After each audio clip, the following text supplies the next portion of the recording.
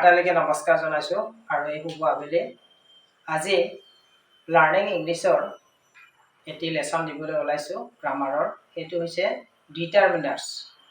Determiners আমাৰ অসমীয়া ভাষাত আমি কিছুমান নিৰ্দিষ্টবাচক শব্দ ব্যৱহাৰ কৰোঁ, যেনে অলপমান, কিছুমান, এটা, এখন, এইটো, সেইটো, এনেকুৱা ধৰণৰ আমি যেনেকৈ অসমীয়া ভাষাত কিছুমান নিৰ্দিষ্ট শব্দ ব্যৱহাৰ কৰোঁ, ঠিক ইংৰাজী ব্যাকৰণত in English grammar there are some determiners. কিছুমান এনেকুৱা শব্দ আছে যিবিলাক শব্দ আমি ইংৰাজী ব্যাকৰণত ব্যৱহাৰ কৰোঁ আৰু ইয়াকে ডিটাৰমিনাৰ্ছ বুলি কোৱা হয়। ডিটাৰমিনাৰ্ছ মানে কি? যে ডিটাৰমিনেট কৰা। ডিটাৰমিনাৰ্ছ মানে কি? ডিটাৰমিনেট কৰা অৰ্থাৎ নিৰ্দিষ্টবাচক শব্দ। যেনেকৈ আমি ক'লোঁ অলপমান, একাপ চাহ, এজন ল'ৰা, এজনী ছোৱালী, এজোপা গছ, এখন কিতাপ। Like this, in English grammar, there are some determinative words which are used in English grammar. It is very important to know the student. So, I am going to tell about determiners. English ব্যাকৰণত আমাৰ কিছুমান determiners আছে যিবিলাক আমাৰ নিৰ্দিষ্টবাচক শব্দ। আৰু এই determiners বিলাক, এই শব্দবিলাক ব্যৱহাৰ কৰি আমি কি কৰিব লাগে? আমি যেতিয়া এটা ইংৰাজী বাক্য লিখিম, যেতিয়া এটা সেন্টেন্স লিখিম, when we are going to write a sentence, then their determiners may be used in some sentences. Like this, there are many determiners in English grammar. ইংৰাজী ব্যাকৰণত বহুত ডিটাৰমিনাৰ্ছ আছে। তাৰ ভিতৰত some determiners, here is given some example. That a, and, the, this, that, this, those, very, every, other, another, each other, either, neither, must, many, little, some, any, one, two, three, my, mine, your, our, his, her, etc. এই শব্দবিলাকে এই ৱৰ্ডবিলাকক determiners বুলি কোৱা হয়। These are called determiners. আৰু English সেন্টেন্সত আমি যেতিয়া বাক্যবিলাক লিখিম, যেতিয়া সেন্টেন্স লিখিম, তাত এইবিলাক আমাৰ অতি ব্যৱহাৰ হয়। সাধাৰণতে আমাৰ ল'ৰা ছোৱালীবিলাকে he is a boy. Suppose I am going to give an example. He is a boy. A boy বুলি কোৱা হয়। He is a boy, তাৰমানে এজন ল'ৰা। A boy means what? A boy মানে কি? এজন ল'ৰা। There are two boys in the room. Are is a n আমি a n the man is running. দাটো ব্যৱহাৰ হয়। ঠিক তেনেকৈ তোমাৰ this মানে কি? this this মানে এইটো। This is a book. Suppose this is a book. অৰ্থাৎ এইখন এখন কিতাপ। আমি ইয়াত দিছটো ব্যৱহাৰ কৰিলো। He is my friend. Whose friend is he? Whose friend is he? He is my friend. That means possessive, অৰ্থাৎ মোৰ বন্ধু। ঠিক তেনেকৈ in English grammar there are some determiners. এইবিলাক তোমালোকে মনত ৰাখিব লাগিব।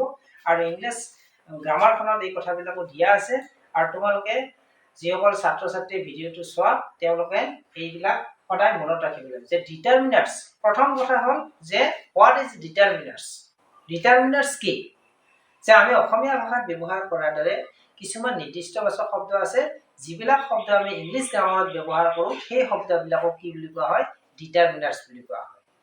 যেনে a, and, the, this, that, this, those, other, another, each other, either, neither, must, many, little, some, any, one, etc. many determiners. এতিয়া ডিটাৰমিনাৰ্ছৰ ভাগ আছে।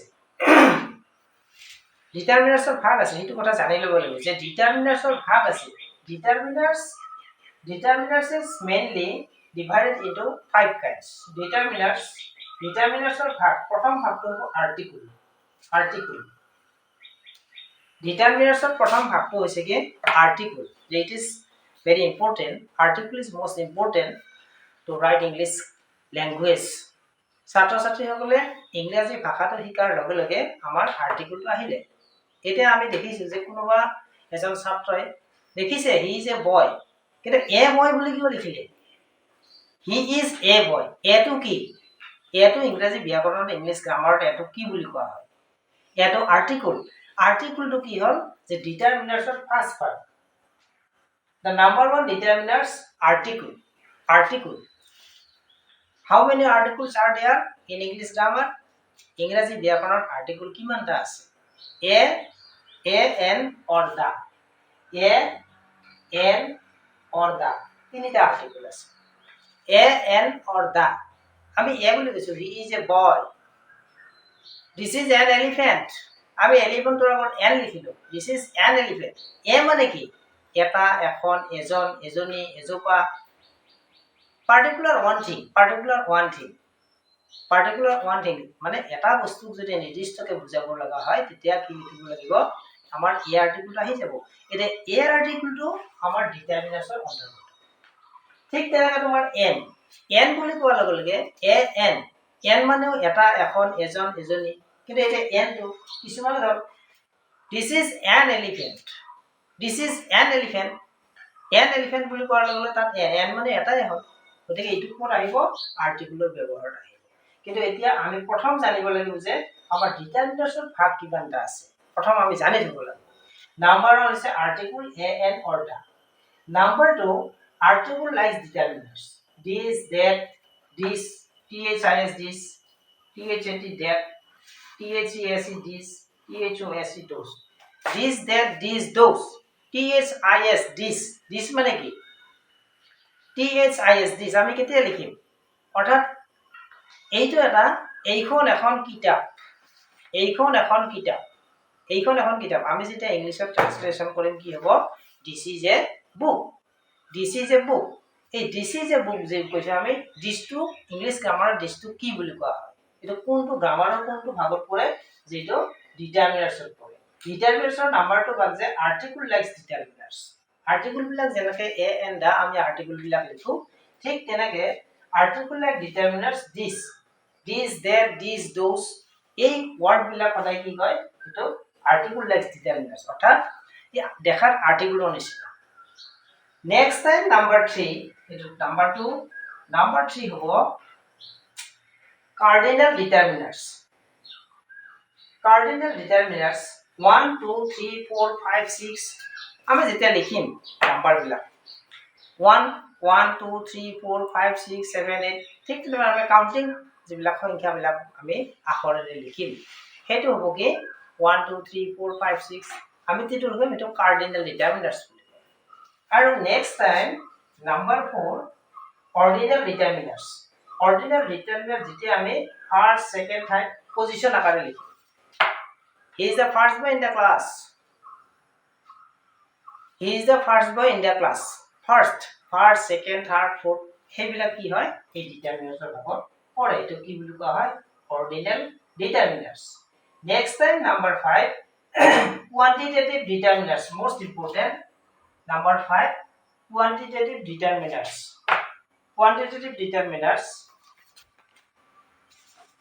quantitative determiners number 5 number quantitative determiners some any mass many few little a little the little আমাৰ সকলো বিলাক আহিব quantitative পৰিমাণবাচক quantitative মানে কি quantitative অৰ্থাৎ quantity মানে পৰিমাণ quantity মানে কি পৰিমাণ quantitative determiners some any either neither many little few a little the little some এটা বহুত আছে এতিয়া প্ৰথম জানিব লাগিব যে ডিটাৰমিনাৰ্ছ বুলি কোৱাৰ লগে লগে এতিয়া ভালদৰে মন দিবা যিসকলে ভিডিওটো চাই আছে যদি ছাত্ৰ ছাত্ৰী হয় তেওঁলোকে ছাত্ৰ ছাত্ৰীসকলে ভালদৰে বহি উলিয়াই লিখি ল'ব পাৰিব মই সহজকে দিছো বস্তুটো যে ডিটাৰমিনাৰ্ছটো কেনেকৈ মনত ৰাখিব ডিটাৰমিনাৰ্ছ হৈছে কি যে কিছুমান নিৰ্দিষ্টবাচক শব্দ আৰু ইংৰাজী ব্যাকৰণত এই ডিটাৰমিনাৰ্ছৰ ব্যৱহাৰ অতি প্ৰয়োজনীয় আৰু এই ডিটাৰমিনাৰ্ছৰ সম্পৰ্কে যদি সঠিক সম্যক জ্ঞান নাথাকে তেতিয়া ল'ৰা ছোৱালীয়ে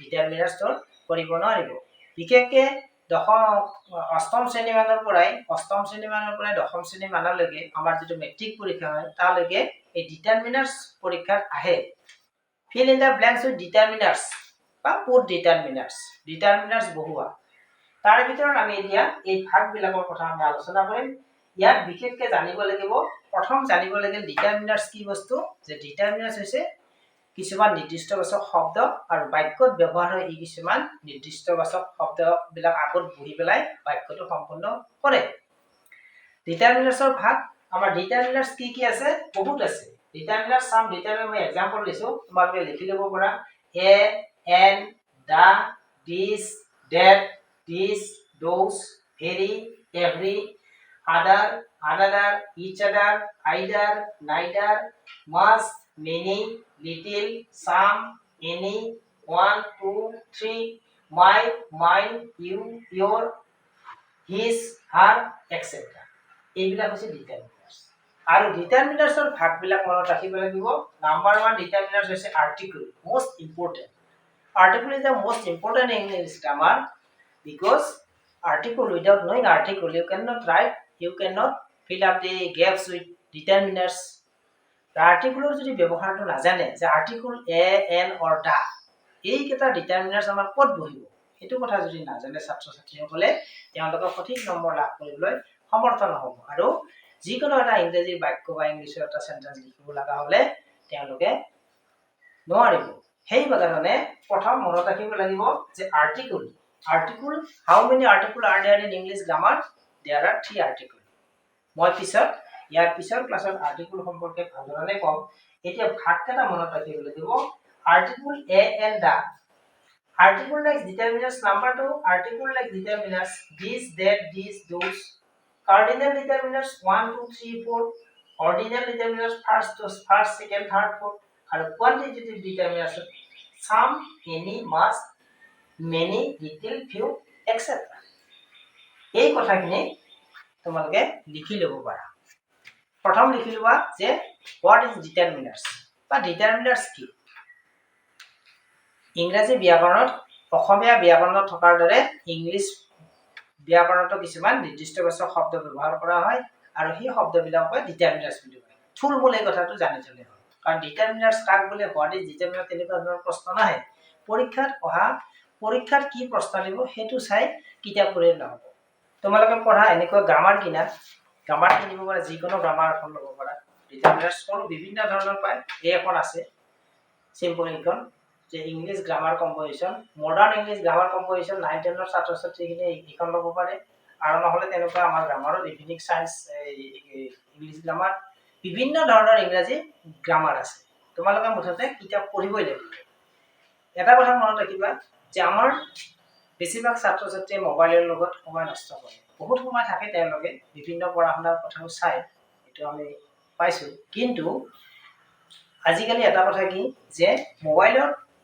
প্ৰশ্ন উত্তৰবিলাক তোমালোকে যদি ডিটাৰমিনাৰ্ছ কি বস্তু হেতু বুজি নোপোৱা তেতিয়াহলে তোমালোকক তাত 100টা ডিটাৰমিনাৰ্ছ আমি ফিল আপ কৰি দিলো যে fill in the blanks with determiners আমি 100টা প্ৰশ্ন উত্তৰ তোমালোকক লিখি দি দিলো মোবাইলত কিন্তু তোমালোকে 100টা মুখস্থ কৰিলা পৰীক্ষাত গৈ কি হল তুমি মুখস্থ কৰা 100টাৰ ভিতৰত তোমাৰ একো নপৰিলে সেই কাৰণে এটা কথা মনত ৰাখিবা যে প্ৰথম ডিটাৰমিনাৰ্ছটো কি বস্তু হোৱাট ইজ ডিটাৰমিনাৰ্ছ ডিটাৰমিনাৰ্ছ বুলি কোৱাৰ লগে লগে কথাটো ছাত্ৰ ছাত্ৰীয়ে বুজি পাব লাগিব এতিয়া চাবা মনত থাকিলে কেনে কথা যে ডিটাৰমিনাৰ্ছ হৈছে কিছুমান নিৰ্দিষ্টবাচক শব্দ আৰু এইবিলাক হল ডিটাৰমিনাৰ্ছৰ এইবিলাক ভাগ আমাক ডিটাৰমিনাৰ্ছৰ ভাগবিলাক কি কাক কি বলে কোনটো কি হেতু আমাৰ মুখস্থ কৰি থাকিব দৰকাৰ নাই খালি মাত্ৰ জানি থব লাগিব এতিয়া আমি চাম প্ৰথম ডিটাৰমিনাৰ্ছৰ আমাৰ আৰ্টিকলৰ যেটো ব্যৱহাৰ এতিয়া আমি চাম আৰ্টিকলটোৰ ব্যৱহাৰ ক'ত কেনেকৈ হয় আৰ্টিকলটো ডিটাৰমিনাৰ্ছৰ ভাগ article is a part of determiners আৰ্টিকলটো হৈছে কি ডিটাৰমিনাৰ্ছৰ প্ৰথম ভাগটো ডিটাৰমিনাৰ্ছৰ নাম্বাৰ 1 ভাগটো হৈছে আৰ্টিকল কেইটা এ এন অৰ দা আমি এতিয়া আৰ্টিকল সম্পৰ্কে ডিটাৰমিনাৰ্ছৰ প্ৰথম ভাগটো সম্পৰ্কে কিছু সংখ্যক ধাৰণা দিবলৈ চেষ্টা কৰিম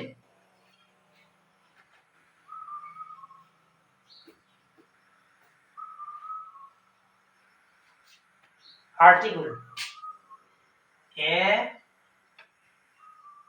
R T I C L E article তিনিটা A N দা আৰ্টিকলৰ কোনো অসমীয়া প্ৰতিশব্দ নাই আৰ্টিকলটো আৰ্টিকল বুলিয়ে কোৱা অৰ্থাৎ আৰ্টিকল ইংলিছ গ্ৰামাৰত ইংলিছ গ্ৰামাৰত আৰ্টিকল তিনিটা, এ, এন, অৰ দা। এ মানে কি? এটো এটা কথা হ'ল কি, আমি আমাৰ লেটাৰ ফাৰ্ষ্ট লেটাৰটো, এলফাবেটৰ ফাৰ্ষ্ট লেটাৰটো হৈছে এ। এলফাবেটৰ ফাৰ্ষ্ট লেটাৰটো আমাৰ এ। তাৰপিছত he is a boy, C is a girl. এই যে এটো লিখিছো, এ মানে আমি কি বুজাম? এ মানে কেতিয়াবা এটা হ'ব পাৰে, এটা বস্তু বুজাব। এ মানে এটা, এ মানে এটা, অৰ্থাৎ আমি কিতাপখনক যেতিয়া কম দিছ ইজ এ বুক, এইখন হ'ল, এ মানে এইখন হ'ল, এইখন এখন কিতাপ। দিছ ইজ এ পেন, এইটো এটা কলম, এটা হ'ল। দ্যাট দিছ ইজ এ বয়, এইজন এজন ল'ৰা, এইজন এজন হ'ল, অৰ্থাৎ এটা, এখন, এজন, এজনী, এজোপা। That is a tree, that is a tree, সৌজোপা এজোপা গছ, দ্যাট ইজ এ ট্ৰী, সৌজোপা এজোপা গছ, এজোপা হ'ল। ঠিক তেনেকে এই শব্দটোৰ অৰ্থটো তেনেকুৱা বুজায়, অৰ্থাৎ only one thing, only one thing যেতিয়া বুজাব তেতিয়া সদায় এটো বহিব। এতিয়া আৰ্টিকুলৰ এটো, এ, ইয়াৰ অৰ্থটো বুজি পালা যে এ মানে কি? এটাক বুজায়। এতিয়া আমি চাম যে এটো ক'ত ব্যৱহাৰ হয়।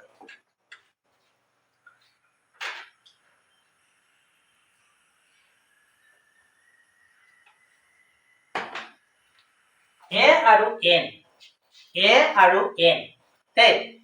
আৰ্টিকুলৰ এ আৰু এন, অৰ্থাৎ এ আৰু এনক কি বুলি কোৱা হয়? এ আৰু এনক কি কোৱা হয়? Indefinite article.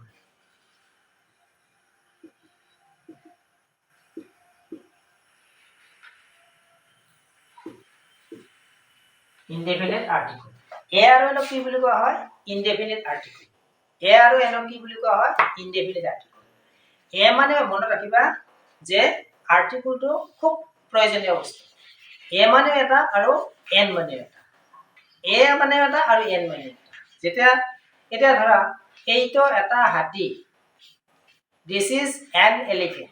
চাবা দেই, এইজন এজন ল'ৰা, this is a boy, this is a boy, this is a boy, ইয়াত এ হ'ল। that is an elephant, ELEPHANT, that is an elephant, ইয়াত কিন্তু এন হয়। এই কথাটো মন কৰিবা যে this is a boy, a boy বুলি কোৱাতে এজন ল'ৰা হৈছে, আৰু that is an elephant, ইয়াত কিন্তু এলিফেন্টৰ লগত এন বুলি। গতিকে আহিল নে ব্যৱহাৰটো? এই যে আৰ্টিকলটো জানিব লাগিব, কাৰণ এ আৰু এন যেটো ইনডেফিনিট আৰ্টিকল, এ আৰু এনটো ইনডেফিনিট আৰ্টিকল, এ আৰু এনৰ ব্যৱহাৰটো ক'ত ক'ত হয় সেই কথাটো জানি ল'ব লাগিব। আমি বুজি পালো যে ডিটাৰমিনাৰ্ছৰ প্ৰথম ভাগটো হৈছে আৰ্টিকল। আৰ্টিকল তিনিটা, এ, এন, অৰ দা। এ মানে এটা, এন মানে এটা, এ মানে এটা, এন মানে এটা। কিন্তু এ আৰু এন ক'ত ব্যৱহাৰ হয় এটা এইটো আমি চাব লাগিব। এ অৰ এন, এতিয়া আমি চাম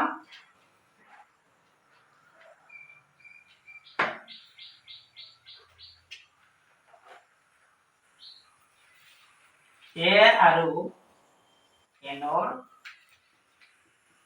ব্যৱহাৰ।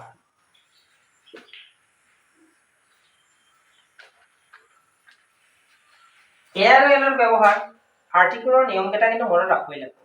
এ আৰু এন ক'ত বহিব সেইটো নাজানিলে তোমালোকে ডিটাৰমিনাৰ্ছৰ fill in the blanks with determiners article তোমালোকে ভগাব নোৱাৰিবা। কাৰণ চাবা যে এটা যদি ভাল নম্বৰ কেৰি কৰিব লগা হয় তেতিয়া এখন পেপাৰত 90 মাৰ্কছ হ'ব। বিশেষকৈ ক্লাছ 10ৰ কথা কৈছো মই। ক্লাছ 10ৰ যেতিয়া মেট্ৰিক পৰীক্ষা হ'ব তাত 90 মাৰ্কছ হ'ব। 90 নম্বৰ, 90 মাৰ্কছ। 90 মাৰ্কছৰ ভিতৰত তোমালোকৰ আৰ্টিকুল ভগোৱাটো থাকিব, ডিটাৰমিনাৰ্ছ থাকিব, ডিটাৰমিনাৰ্ছ থাকিব। এটা নম্বৰ কমা মানে এক নম্বৰ কমি যোৱা, এটা নোৱাৰা মানে এক নম্বৰ কমি যোৱা। ইয়াত এক নম্বৰ কমি গ'লে তাত এক নম্বৰ গ'লে তোমালোকে ভাল নম্বৰ নাপাবা। সেইকাৰণে বস্তুটো ভালকে মনোযোগ দিবা। এৰ ব্যবহাৰ কি হয় যে প্ৰথম কথা ওয়াৰ্ডৰ, এটা চাবা ওয়াৰ্ডৰ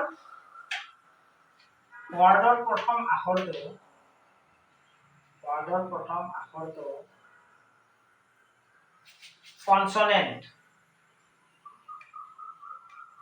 কনসোনেন্ট হলে তাৰ আগত এ হয়। বাস এইকেইটা কিন্তু নিয়ম মনত ৰাখিব লাগিব আৰ্টিকুল এ আৰু এনৰ ব্যৱহাৰ এইকেইটা একদম পুৰা মনত ৰাখিব নাম্বাৰ 1 এইকেইটা পুৰা মনত ৰাখিব নাম্বাৰ 1 যে ৱৰ্ডৰ প্ৰথম আখৰটো কনসোনেন্ট হলে তাৰ আগত এম হয় যেনে যেনে এম এন ইয়াত M to consonant and vowel there are 5 vowels in English alphabet vowel কিমানটা আছে বহুত ছাত্ৰ ছাত্ৰী ভাইল কিমানটা আছে নাজানিবও পাৰে কাৰণ আমাৰ সকলো ছাত্ৰ ছাত্ৰী সমানে কথাবিলাক নাজানে কাৰণ গ্ৰামাৰখনৰ এটা কথা কি যে ইংলিশৰ এটা কথা কি এটাৰ লগত এটা ৰিলেটেড আমি এটা বস্তু শিকাৰ লগে লগে তাৰ লগত তাৰ পিছতো আহি যাব কনসোনেন্ট ভাৱেল এইবিলাক জানিব লাগিব ভাৱেল পাঁচটা আছে এতিয়া প্ৰথম এক নম্বৰ আৰ্টিকুল এ আৰু এনৰ ব্যৱহাৰৰ এক নম্বৰ ই হৈছে যে ৱৰ্ডৰ প্ৰথম আখৰটো কনসোনেন্ট ইয়াতে এম এন যেনে আমি এক্সাম্পল দিছো এম এন ইয়াত এম হৈছে অৰ্থাৎ মেন এম এন মেন প্ৰথম এক নম্বৰ এটা নিয়ম আছে নাম্বাৰ 2 ৱৰ্ডৰ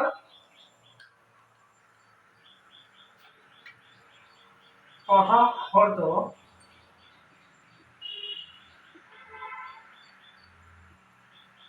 ভাৱেল হলে তাৰ আগত এন বহে হ্যাঁ নাম্বাৰ 2 যে ৱৰ্ডৰ প্ৰথম আখৰটো ভাৱেল হলে তাৰ আগত এন বহে ৱৰ্ডৰ প্ৰথম আখৰটো ভাৱেল হলে তাৰ আগত এন বহে প্ৰথম আখৰটো ভাৱেল হলে তাৰ আগত কি বহিব এন বহিব কিন্তু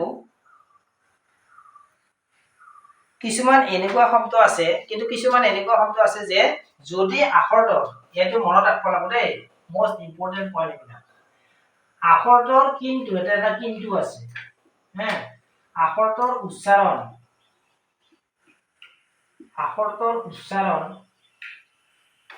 ইউৰ দৰে হলে এন বহে এ বহিব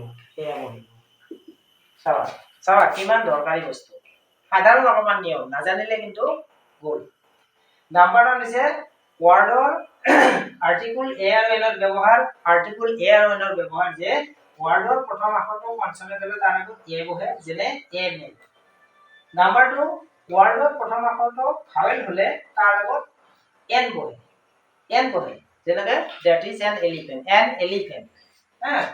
কিন্তু আখৰটোৰ উচ্চাৰণ ইউৰ দৰে হলে তাৰ আগত এ বহে যেনে এ ইউনিভাৰ্চিটি ৱৰ্ডৰ প্ৰথম আখৰটো ভাৱেল হলে তাৰ আগত এন বহে যেনে N elephant E L E P H A N কিন্তু ইয়াতে এ ইউনিভাৰ্চিটি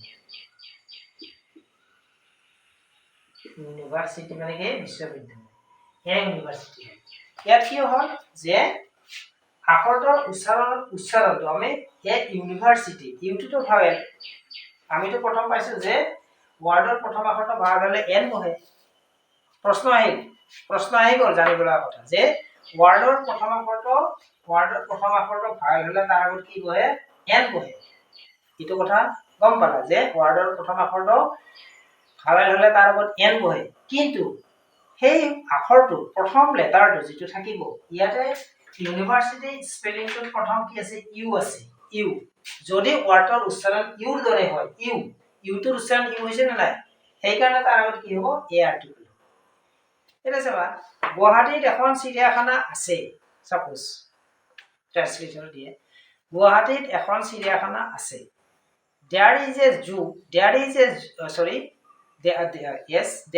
zoo in গুৱাহাটীত এখন ইউনিভাৰ্চিটি আছে there is a university in Guwahati ইউনিভাৰ্চিটিৰ আগত কি হৈছে এ হৈছে এইখিনি আৰু তেনেকে আমি পইণ্ট বিলাক মনত ৰাখি যাব লাগিব গতিকে একেদিনে গোটেইখিনি আমি সমাপ্ত কৰিব খোজা নাই কাৰণ ছাত্ৰ ছাত্ৰীসকলে এই নোটবিলাক লিখিব লাগিব আৰু চেনেলটো সাবস্ক্ৰাইব কৰি ল'ব লাগিব সাবস্ক্ৰাইব কৰি নললে কি হ'ব সিৰিয়ালি ভিডিঅ'বিলাক নাপাব কাৰণ আমি দশম শ্ৰেণীৰ কমসে কম 2025 বৰ্ষৰ বাবে গোটেই মেট্ৰিকৰ আমি প্ৰশ্ন উত্তৰ আৰু ব্যাকৰণ গ্ৰামাৰৰ গোটেই কথাবিলাক আমি শিকাম যিমানখিনি আমাৰ সিলেবাসত আছে ৰিপৰ্ট ৰাইটিংৰ পৰা লেটাৰ ৰাইটিংৰ পৰা আদি কৰি কম্প্ৰিহেনশনৰ পৰা আমি গোটেই সিলেবাস একৰ্ডিং টু সিলেবাস আমি এই পাঠবিলাক দিবলৈ চেষ্টা কৰিম কিন্তু প্ৰত্যেক ছাত্ৰ ছাত্ৰী যিসকলে চাইছে তেওঁলোকক মই অনুৰোধ কৰিছোঁ তেওঁলোকে ছাবস্ক্ৰাইব কৰি ল'ব, নহ'লে অসুবিধা হ'ব। তেওঁলোকে আগৰ ভিডিঅ'বিলাক নাপাব, পিছৰ ভিডিঅ'বিলাক গণ্ডগোল লাগি যাব। চিৰিয়েলি কোৰ্চটো যেতিয়া লৈ থাকিব তেওঁলোকে কোনো টিউচনকৈ ঘূৰি ফুৰিব নালাগে আৰু ঘৰত বহি কিন্তু কিতাপ পঢ়িব লাগিব। কিতাপ পঢ়িব লাগিব। এনেকুৱা গ্ৰামাৰ যিকোনো এনেকুৱা English grammar, modern English grammar আছে, চিম্পল ইংলিছ গ্ৰামাৰ আছে, and approach to English grammar আছে, বিভিন্ন ধৰণৰ গ্ৰামাৰ পায়। কিতাপ পঢ়িব লাগিব। কিতাপ পঢ়া কমচে কম দিনত 1 ঘণ্টা, ইংলিছ গ্ৰামাৰটো সদায় 1 ঘণ্টা পঢ়িব লাগিব। তেতিয়া চাবা ইংৰাজীত 90 নম্বৰ থাকিব আৰু 10 নম্বৰ আমাৰ স্কুলৰ ছাইডৰ পৰা থাকে। স্কুল কৰ্তৃপক্ষই নিজাকৈ তেওঁলোকে প্ৰেক্টিকেল ল'ব আৰু সেই প্ৰেক্টিকেল অৰেল ইংলিছ ল'ব। তাত 10 নম্বৰ থাকিব। বাকী 90 মাৰ্কৰ ভিতৰত ভাল ধৰণে ছাত্ৰ ছাত্ৰীসকলে যদি অধ্যয়ন কৰে বা এই কথাবিলাক মনোযোগ দি যায় তেতিয়াহ'লে বহুতখিনি নম্বৰ তেওঁলোকে পাবলৈ সক্ষম হ'ব। যিয়ে নহওক আমি ইয়াৰ পিছত এই আৰ্টিকুলৰ বাকীখিনি নিয়মৰ সৈতে বাকীখিনি কথা আমি দিবলৈ চেষ্টা কৰিম। এতিয়া আজি থৰতে মূল কথা কি শিকালো যে ডিটাৰমিনাৰ্ছ কাক বোলে, যে ডিটাৰমিনাৰ্ছ হৈছে কিছুমান নিৰ্দিষ্টবাচক শব্দ আৰু ডিটাৰমিনাৰ্ছ বহুত আছে। এ, এন, দা, দিছ, ডেট, মাই, এইবিলাক চব আমাৰ ডিটাৰমিনাৰ্ছত পৰে। আৰু ডিটাৰমিনাৰ্ছৰ আমাৰ বহুত ভাগ আছে। তাৰে ভিতৰত তোমাৰ article like determiners, cardinal, ordinal আৰু কোৱান্টিটেটিভ। গতিকে ইয়াৰ পিছত আমাৰ আৰ্টিকুল আৰু কোৱান্টিটেটিভ ডিটাৰমিনাৰ্ছটো মষ্ট ইম্পৰ্টেণ্ট মনত ৰাখিব লাগিব। আৰ্টিকুলৰ ব্যৱহাৰ আৰু যিটো পৰিমাণবাচক কোৱান্টিটেটিভ যিবিলাক শব্দ যেনেকৈ some, any, other, a few, little, a little, the little, এইবিলাক আমি পিছৰ লেচনবিলাকত ইয়াৰ পিছত আমি এই গ্ৰামাৰটো আমি দিবলৈ চেষ্টা কৰিম। আজি আমি আৰ্টিকুলৰ নিয়মখিনি আৰম্ভ কৰিছোঁ। তোমালোকে বহীত নোটটো কৰি ল'বা যে ডিটাৰমিনাৰ্ছ কৰিবা, ডিটাৰমিনাৰ্ছটো লিখি ল'লা। তাৰপিছত আৰ্টিকুলৰ ব্যৱহাৰ, আৰ্টিকুল কেনেকৈ ব্যৱহাৰ কৰে এই নিয়মবিলাক চিৰিয়েল লিখি যাবা। গ্ৰামাৰ চাব পাৰা, গ্ৰামাৰখনো তোমালোকে চাই ল'ব পাৰা। আৰু কিবা কথা বুজি নাপালে মোক ব্যক্তিগতভাৱে তোমালোকৰ মা দেউতাহঁতৰ দ্বাৰা ফোন কৰাব পাৰা। মই তোমালোকক বিভিন্ন পৰামৰ্শ দি সহায় কৰিম। মোৰ ফোন নম্বৰটো মই লিখি দিছোঁ।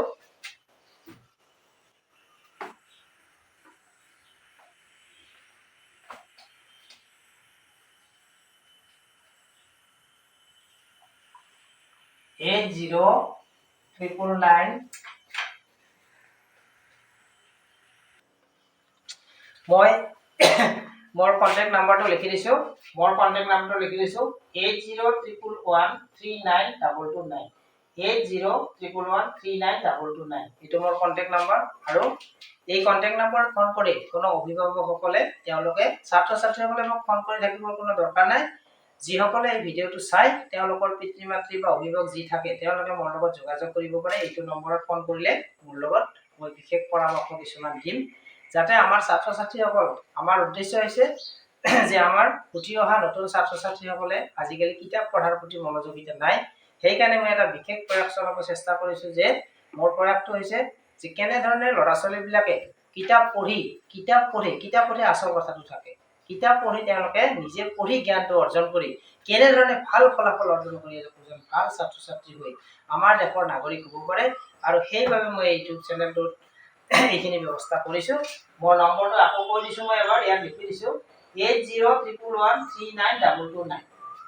কিছু অভিভাৱকে বা ছাত্ৰ ছাত্ৰী ফোন কৰিলেও কোনো কথা নাই, অভিভাৱকৰ কথা নাই, মুঠতে পঢ়িব লাগে। আমাৰ উদ্দেশ্য হৈছে যে আমি এই ভিডিঅ'টোৰ জৰিয়তে অভিভাৱকসকলক আমাৰ লগত সংযোগত আনি কেনেধৰণে আমি বিভিন্ন ছাত্ৰ ছাত্ৰীক উপকৃত কৰিব পাৰোঁ সেইটোৱে মোৰ উদ্দেশ্য। আজিলৈকে এই পাঠটোৰ এই ভিডিঅ'টোৰ ইমানতে সমাপ্ত কৰিম বুলি ভাবিছোঁ। আৰু পৰৱৰ্তী আমি টেন্সৰ ক্লাছটো ইতিমধ্যে আধা দিয়া হৈ গৈছে প্ৰেজেণ্টেশ্যনলৈকে। ইয়াৰ পিছৰ ভিডিঅ'টোত আমি টেন্সৰ ফিউচাৰ টেন্স আৰু পাষ্ট টেন্স এই দুটাৰ বিভাগটো আমি ভালদৰে বুজাই দিম। নমস্কাৰ।